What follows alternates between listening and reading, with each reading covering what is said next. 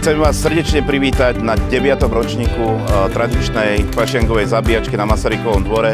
Veľmi sa tešíme a poďte sa pozrieť na naše špeciality.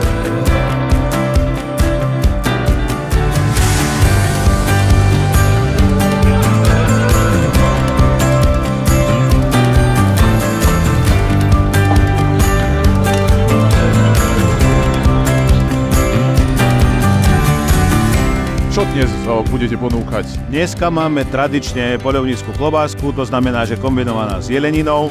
Potom ďalej teraz pripravujeme obarovú slaninu, kapusta, zemiakové placky plnené mäsom.